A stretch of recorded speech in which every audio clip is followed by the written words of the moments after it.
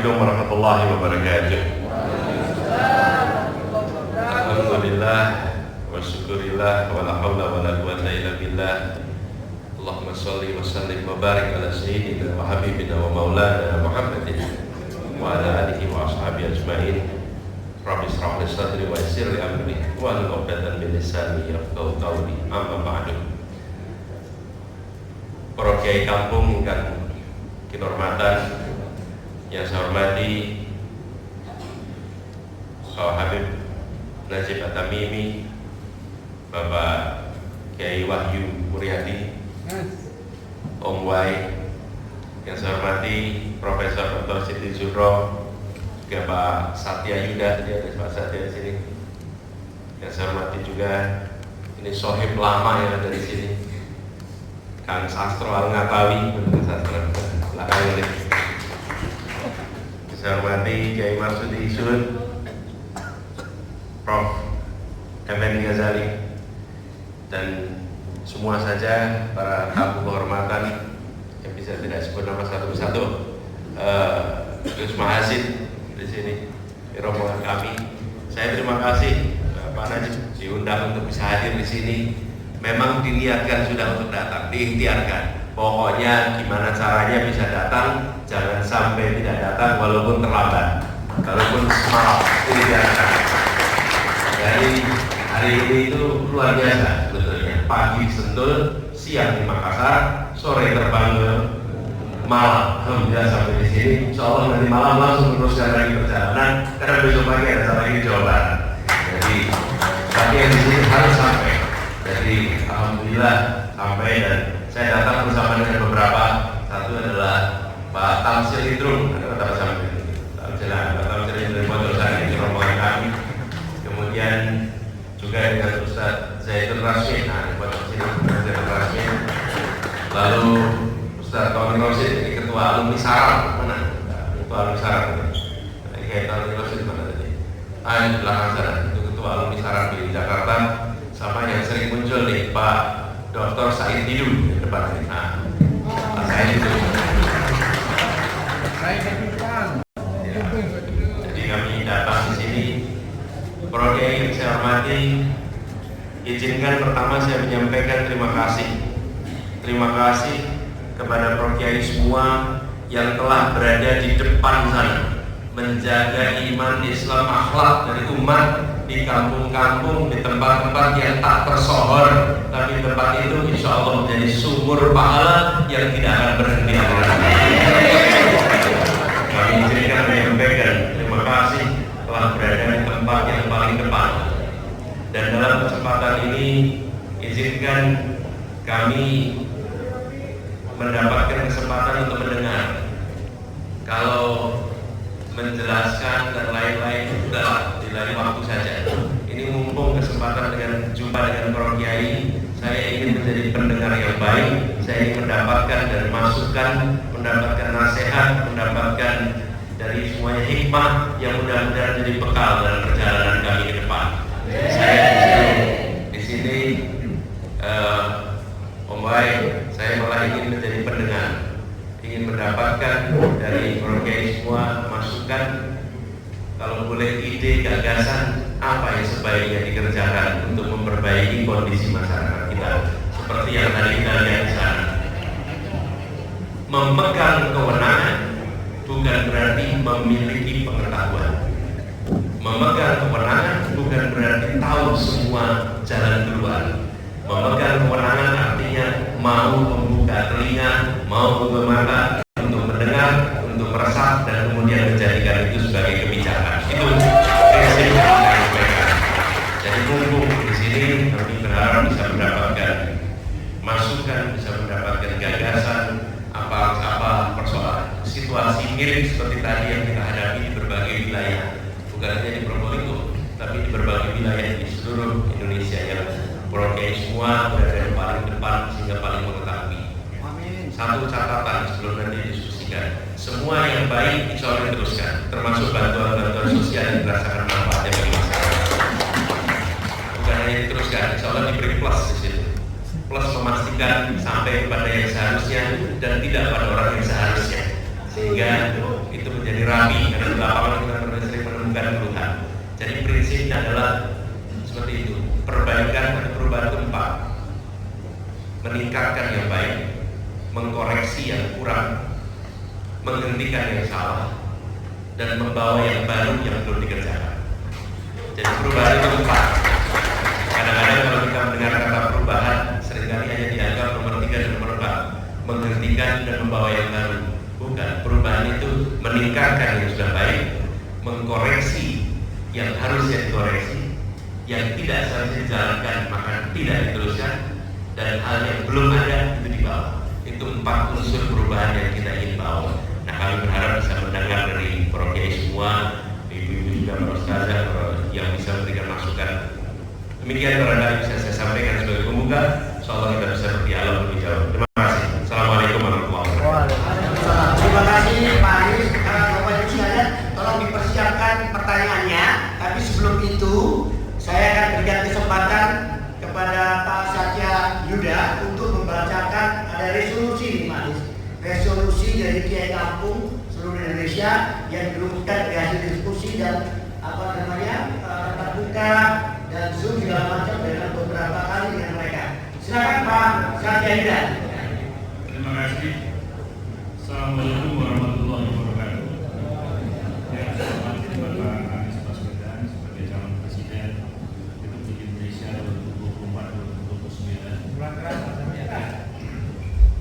2024-2029. Izinkan saya untuk membacakan resolusi Kastil yang tadi disampaikan merupakan wujud daripada mujadalah para kiai kampung yang dilaksanakan beberapa waktu yang lalu, tatap muka untuk diskusi dengan masyarakat pada umumnya, dan kami menyimpulkan beberapa hal yang akan saya bacakan. Bahwa sesungguhnya terpenuhinya kebutuhan dasar ialah hak semua warga negara, termasuk warga masyarakat desa. Hal ini sejalan dengan amanah konstitusi yang mewajibkan negara untuk memenuhi hak dasar tersebut, yaitu berupa pendidikan, kesehatan, sandang, pangan, dan papan. Kewajiban ini juga sesuai dengan kaidah usul fiqh tasarruful imam al-rajah manuntun bil maslahat, yang berarti kebijakan pemimpin terhadap rakyat harus didasarkan pada pertimbangan kemaslahatan. Namun fakta di lapangan masih jauh dari harapan dan cita-cita luhur yang diamanatkan melalui konstitusi. Kemiskinan, ketimpangan sosial, dan keterbelakangan masih terjadi dalam kehidupan masyarakat, khususnya di pedesaan. Hal ini tidak sesuai dengan prinsip pembangunan yang partisipatoris, berkeadilan, dan berkelanjutan. Perencanaan pembangunan seringkali tidak mencerminkan kebutuhan masyarakat. Mereka hanya dipandang sebelah mata, dipinggirkan, bahkan tidak didengar aspirasinya, sehingga menjadi permasalahan serius yang mendesak diselesaikan. Oleh sebab itu, melalui majelis yang mulia ini, kepada para calon Presiden Republik Indonesia 2024-2029, Forum Mujadalah Kiai Kampung seluruh Indonesia menyampaikan resolusi sebagai berikut. 1. Menyatakan keberpihakan, menjamin, dan bertanggung jawab atas terwujudnya sistem pendidikan dan kesejahteraan guru yang manusiawi. Masih banyak guru-guru di pedesaan yang menerima gaji sebesar 70.000 per bulan. Masih banyak lembaga pendidikan, terutama pesantren di desa-desa yang kondisinya sangat memprihatinkan. Untuk itu kami menuntut agar setidaknya 20% dana desa yang diperoleh dari pemerintah pusat harus dipergunakan untuk kesetaraan pendidikan tersebut. Nomor 2, menyatakan keberpihakan, menjamin, dan bertanggung jawab untuk penyelenggaraan pelayanan kesehatan yang setara dimanapun di Indonesia, terutama di pedesaan. Untuk itu diperlukan terbentuknya Bank Kesehatan Desa yang menangani urusan administrasi, sehingga seluruh warga desa akan mendapatkan pelayanan secara langsung dan prima, tanpa harus menghadapi sistem birokrasi yang berbelit-belit. 3. Menyatakan keberpihakan, menjamin, dan bertanggung jawab atas ketersediaan pupuk sesuai kebutuhan petani sepanjang tahun, dengan angka-angka subsidi dan pola distribusi yang transparan. Untuk itu diperlukan terbentuknya Bank Pertanian Desa yang menjamin ketersediaan dana pinjaman bagi pembelian pupuk dan kebutuhan pertanian lainnya,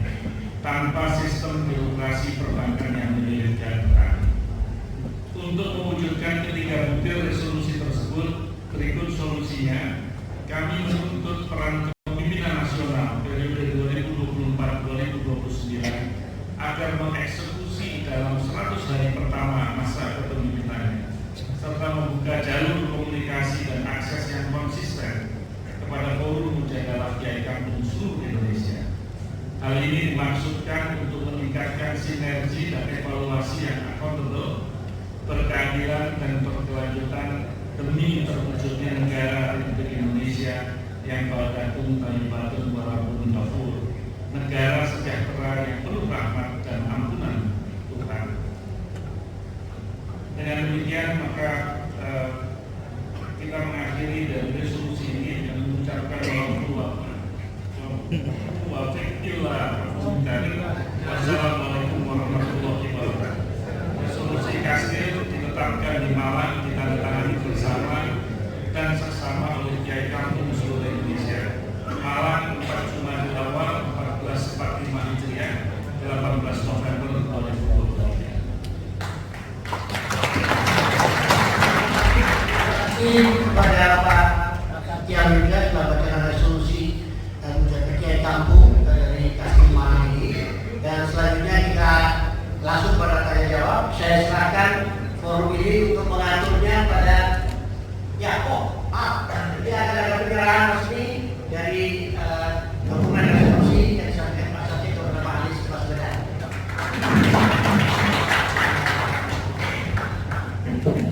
Ya. Terima kasih Pak Satya. Pak Rakyat, mungkin kita langsung tanya jawab atau ada yang pegang kendali lintas bicara saya. 3 dulu. Saya tanya lagi. Nanti ngajak lagi. Ya, dari mana? Yang luar pulau dulu. Maaf, yang luar pulau mana? Dari mana? Medan. Kasih Medan. Itu sudah.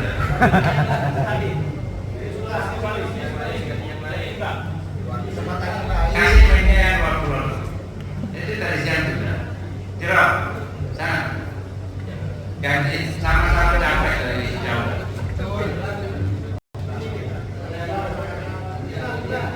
Dia ikutan dari Sulawesi. Jadi Kiai, mic-nya nggak bunyi, maju sini biar dengar sini. Ya, wajibkan di sini. Pakai ini. Ini Ram.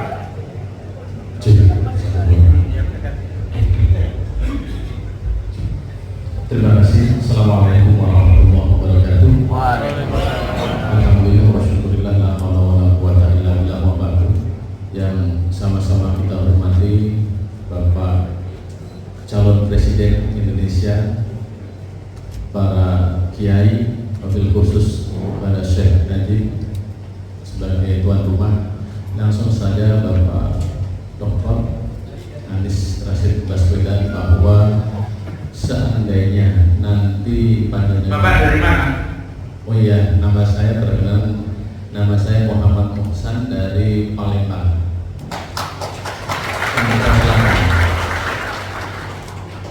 Jadi seandainya panjenengan nanti dipercayakan atau diamanahkan oleh masyarakat rakyat Indonesia menjadi presiden, jadi kami berharap karena kondisi dan situasi masyarakat khususnya di kampung yang notabene madrasah ini amat, khususnya sekolah-sekolah madrasah seolah-olah di anak buangkan, bukan anak tiri, tapi bahkan di anak tirikan. Yang kemudian guru-guru yang berafiliasi di madrasah dan Kementerian Agama itu begitu susah payahnya untuk bahkan mendaftarkan ASN dan P3 itu seolah-olah bahkan di formatnya itu ditiadakan.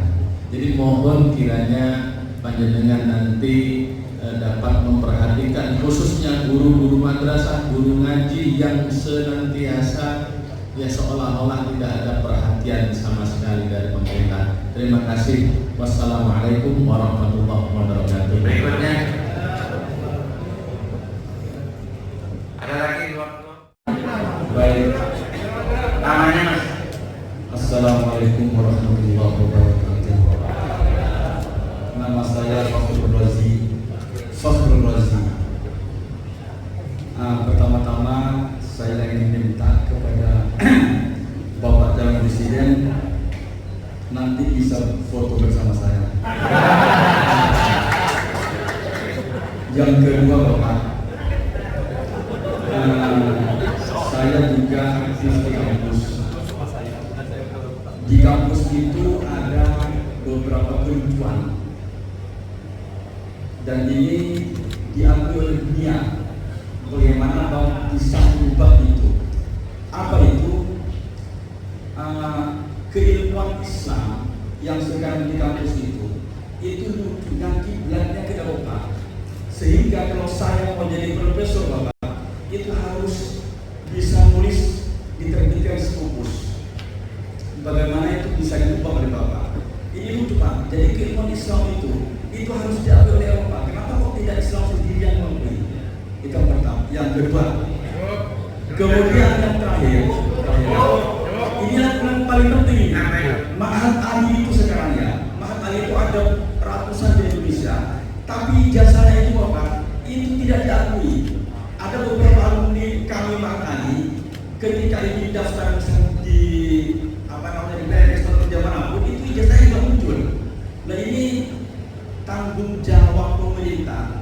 Kami berharap kepada Bapak dan kami doakan, mudah-mudahan Bapak diterima.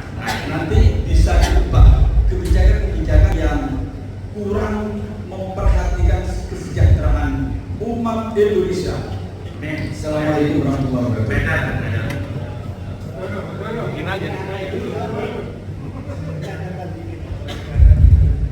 Assalamualaikum warahmatullahi wabarakatuh.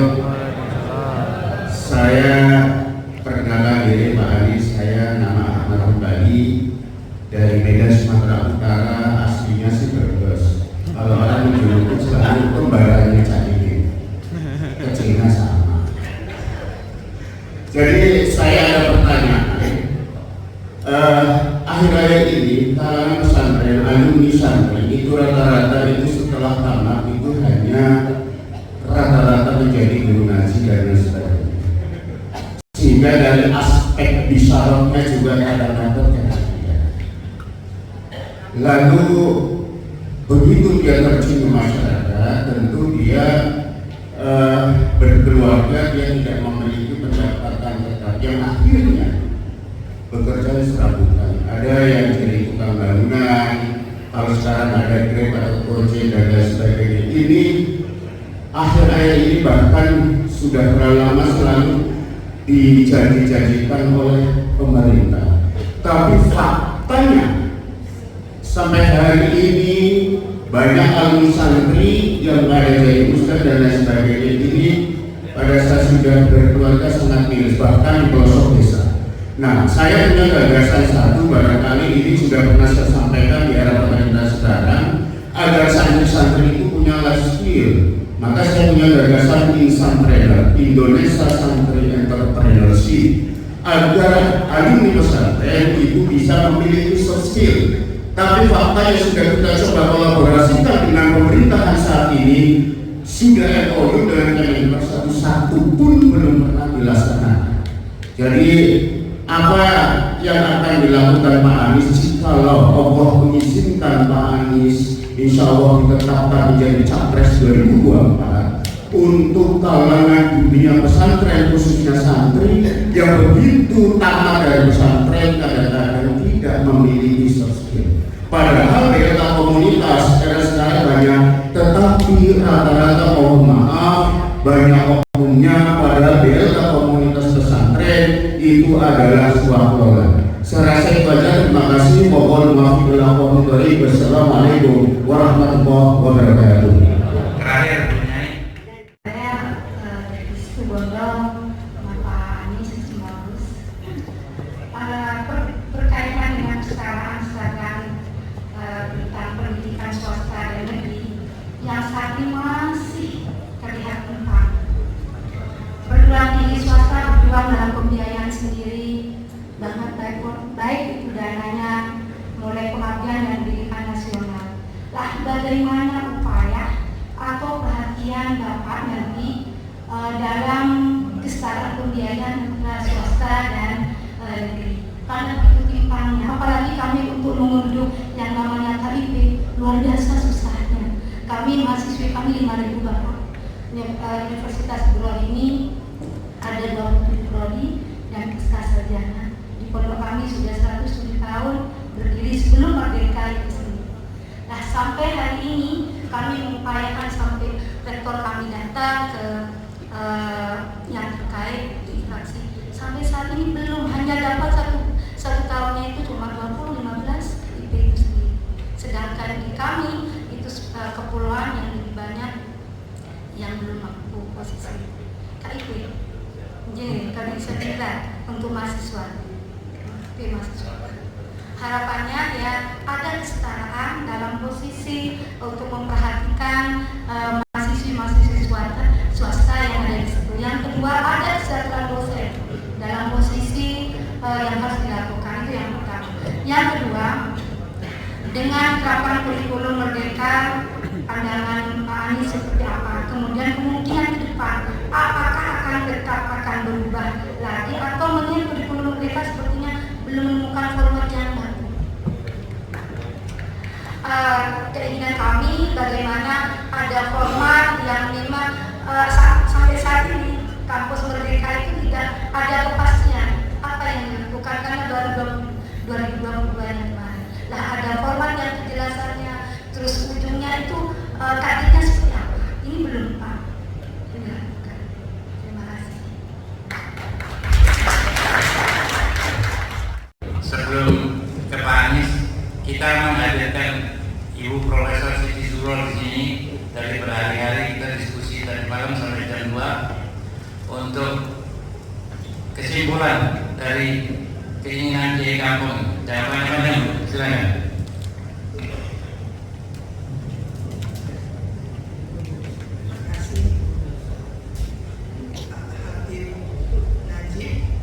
Bismillahirrahmanirrahim. Assalamualaikum warahmatullahi wabarakatuh. Yang saya hormati Bapak calon presiden Dr. Anies Baswedan, calon profesor.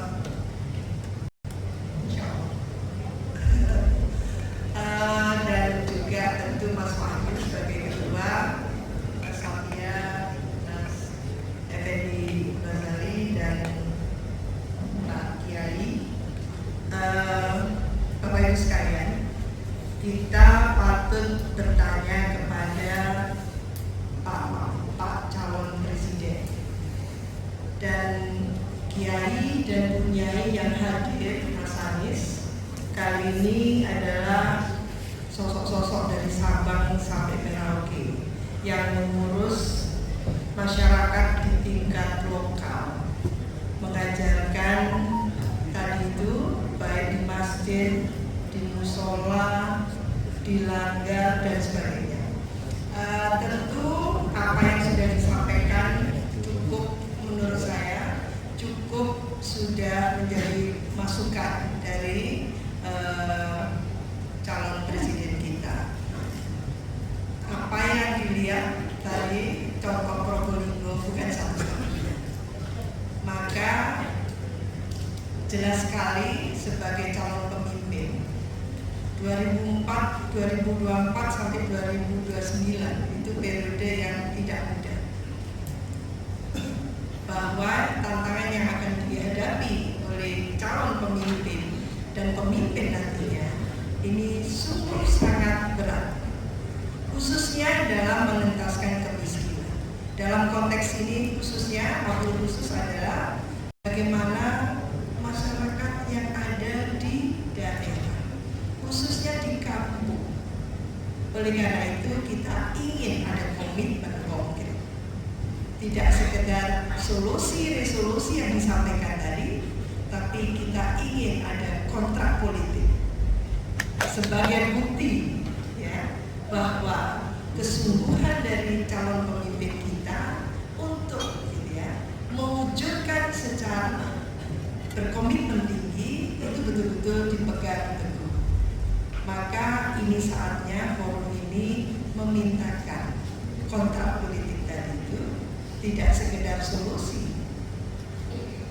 Mungkin calon presiden kita jauh lebih mahir soal solusi, tapi kontrak politik akan beda. Silahkan, karena bagaimanapun juga kalau apa yang kita sampaikan kepada calon presiden kita saat ini dan ada kesungguhan yang luar biasa memikirkan masalah keumatan kita, kebangsaan kita, kemiskinan yang signifikan gitu ya, dan kita belum selesai untuk melakukan recovery ekonomi kita, maka insya Allah apa yang disampaikan tadi itu dengan kontrak politik supaya ada komitmen yang sungguh-sungguh, maka kepercayaan publik luas dari para kiai kami dan tentu dengan seluruh pengikut dari para kiai kami tadi kepada calon presiden dalam hal ini nomor berapa? Itu tidak menimbulkan was-was, tapi ada semacam keutuhan memberikan kepercayaan kepada calon nomor 1. Jadi itu saja yang bisa kita terjemahkan karena saya sudah dipelototin oleh Mas Najib. Oh iya. Terima kasih. Wassalamualaikum warahmatullahi wabarakatuh. Saya tahu ini nggak calon Pak, Wakil Presiden. Betul. Ya, amin aja dulu ya. Terima kasih tadi yang sudah disampaikan Pak Mohsan dari Palembang, kemudian Pak Nur Rozi, kemudian Pak dari Medan, Pak Ahmad Nahari kalau tidak salah ya, Medan, soft skill, Nyai Fawaid dan Prof. Siti Judroh. Jadi kata kunci yang menjadi pegangan di dalam penyusunan kebijakan adalah kata keadilan. Dibentuk dalam bentuk pertanyaan. Setiap kebijakan disusun harus menjawab pertanyaan, apakah kebijakan ini memenuhi harapan menghadirkan rasa keadilan? Kebijakan pendidikan, kebijakan kesehatan, kebijakan pembangunan jalan. Kata keadilan itu bukan hanya diucapkan pada satu upacara ketika Pancasila diungkapkan, keadilan sosial bagi seluruh rakyat Indonesia. Keadilan itu harus menjadi pegangan operasional penyusunan kebijakan. Dengan kita memfokuskan pada kata itu, konsep itu, maka susunan kebijakan harus menjawab pertanyaan sederhana itu. Kita selama ini tidak pernah menggunakan kata kunci. Ini ideologi soalnya. Ideologi. Susun kebijakan, susun aja.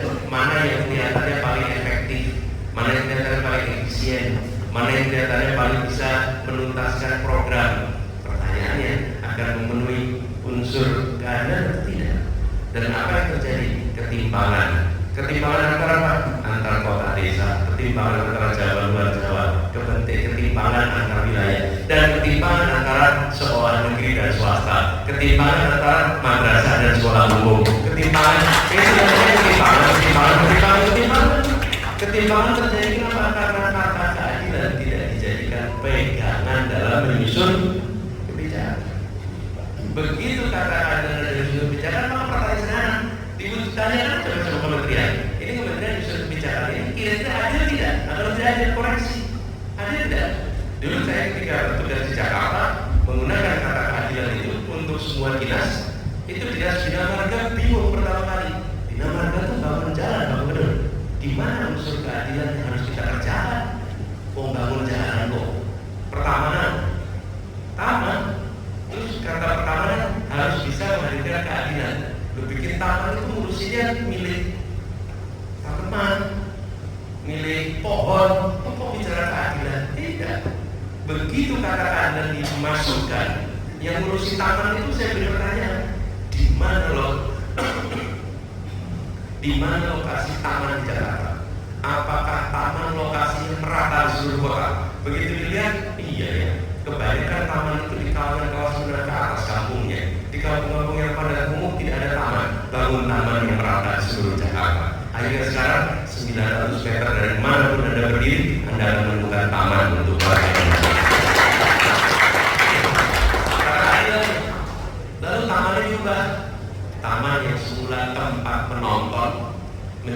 bermain. Bayangkan, sudah kampung padat tidak punya tempat bermain. Anak-anak pergi ke taman, tamannya konsepnya kalau bahasa Inggris ada dua, namanya garden atau park. Kalau garden itu untuk ditonton, kalau park itu untuk bermain. Lah semua taman kita di Jakarta itu termasuk Monas itu dianggap sebagai garden, artinya apa? Hanya untuk ditonton. Cirinya apa? Ada tulisan di situ, dilarang menginjak rumput. Nah itu, lah rumput itu buat ditonton. Rumput itu untuk bermain. Bagaimana anak kampung yang tidak punya halaman bisa bermain kalau rumput-rumput itu tidak boleh diinjak? Di mana rasa keadilan kita?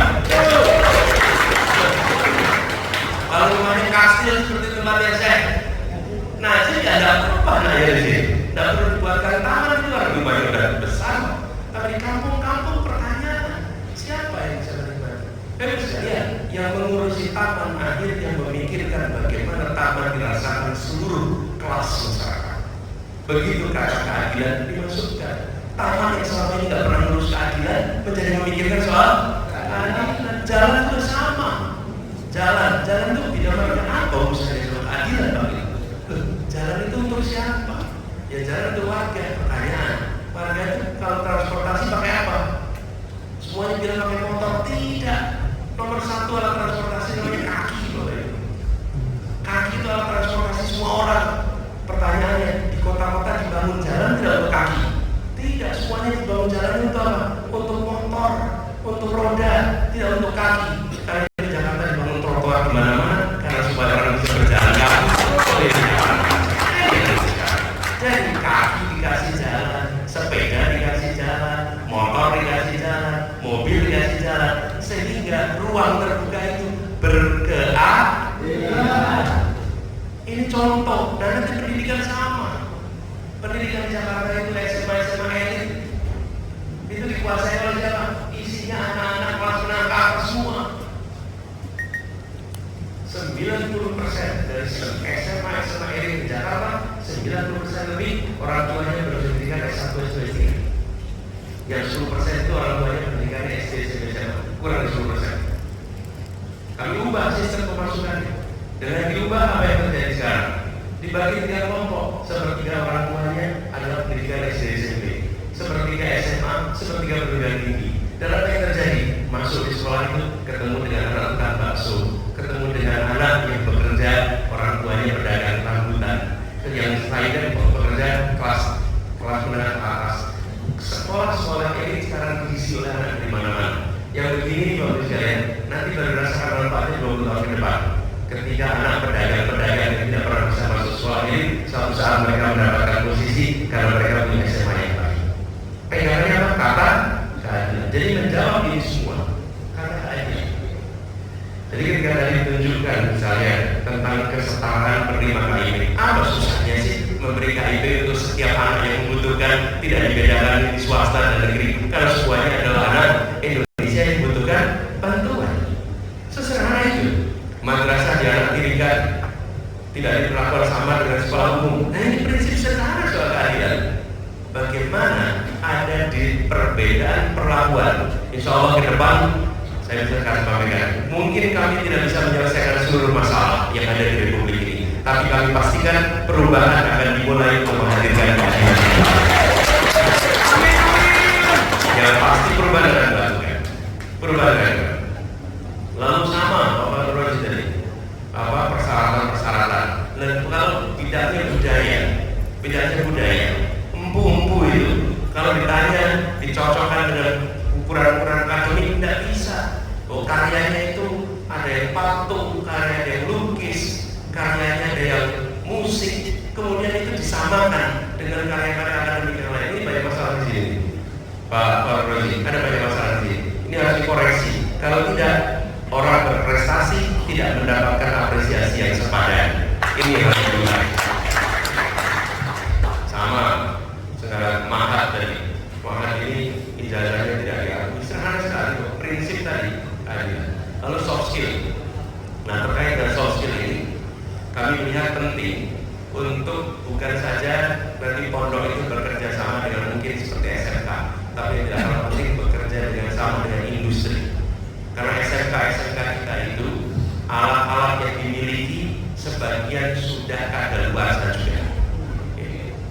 Coba datang ke SMK, alat yang dipakai sebagian alat itu sudah usianya lama, sementara teknologi mengalami perubahan yang sangat cepat. Karena itu paling efisien untuk itu adalah bermitra dengan perusahaan akan mendapatkan orang-orang yang bekerja, dan di sisi lain anak-anak kita akan mendapatkan pengalaman soft skill yang akan bermanfaat ke depan. Dibuat kemitraan bagi perusahaan yang ikut, diberikan insentif pajak. Dengan begitu mereka berbondong-bondong buka dirinya untuk lalu Nyai Mawai tadi soal kurikulum, saya memang termasuk yang berpandangan kunci memajukan pendidikan itu ada pada manusianya. Siapa itu? Kepala sekolah dan guru. Kepala sekolah dan guru. Kita orang ahli kurikulum. Kalau kepala sekolah dan gurunya tidak mengalami kesempatan upgrading, ada gunanya. Itu seperti nembak gitu. Nembak meleset, diganti terus pistolnya. Tapi yang nembaknya tidak pernah dilatih untuk nembak lebih baik. Lalu meleset terus. Kenapa? Wah, ini kurikulumnya yang diganti alat nembaknya. Sementara yang nembak tidak pernah dilatih untuk bisa menembak dengan benar. Karena itu menurut kami kuncinya adalah meningkatkan kompetensi kepala sekolah dalam memimpin sekolah dan guru dalam memimpin anak di ruang kelas. Karena begitu dua itu jalan, insya Allah jalan terus. Baik sekalian, kita semua ingat anak-anak itu senang belajar bukan karena bukunya, tapi karena gurunya. Ya, dan anak-anak itu tidak senang belajar bukan karena bukunya, tapi karena gurunya. Jadilah guru yang menyebalkan dan yang cepat dengan mata pelajarannya. Tidak sebagus apapun bukunya, tapi kalau guru yang menyebalkan, sebel. Karena itu saya berharap sekali bidang-bidang yang penting gurunya menyenangkan. Jadilah guru yang menyenangkan, jadilah guru yang dianggap teman. Karena itu kunci belajar. Saya ini kalau datang ke sekolah, ya apa yang dilihat pertama? Anaknya ceria atau tidak? Kalau anak di sekolah itu ceria, ini berarti ekosistem belajar yang benar. Tapi kalau datang ke sekolah anaknya cemberut, suasananya bukan suasana ceria, ini suasana yang tidak sehat. Tidak usah lihat angka netnya, bukan di situ, angka UN bukan. Lihat suasana belajarnya. Begitu suasana menyenangkan, maka insya Allah mereka di situ punya ekosistem belajar yang sehat. Guru juga begitu. Makanya kuncinya di situ. Kita ini sekalian kalau ditanya, sebut nama guru yang dulu ngajar, nama kiai yang dulu ngajar, nama ustaz dulu ngajar, pasti yang diingat paling 5. Nggak mungkin diingat 50 orang. Walaupun yang ngajar lebih 50. Yang diingat yang bagaimana?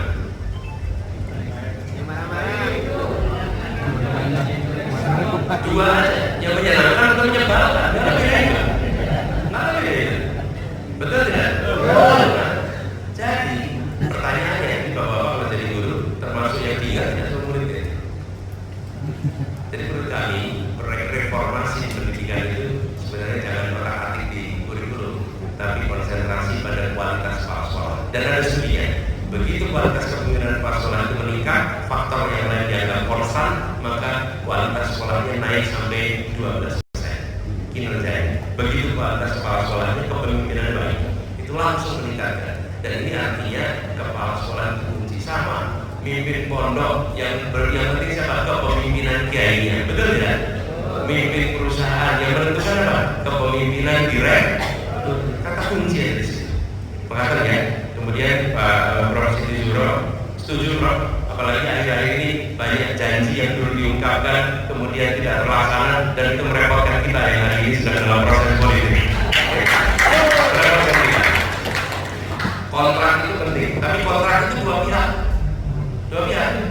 Yang dipilih bertanggung jawab untuk melaksanakan, yang mau memilih bertanggung jawab untuk memilih. Iya, kontrak mau satu arah, betul satu arah. Kontrak itu dua arah, betul tidak? Iya. Bila panjenengan pilih, saya kerjakan ini. Bila panjenengan tidak pilih, kenapa saya kontrak? Betul. Jadi kalau kita kontrak, siap-siap kontrak. Jenengan tahu jawab bisa masing-masing. Karena ada TPS-nya atau cek kan TPS-nya. Jalan tidak gitu kira-kira. Jadi ketika kita bicara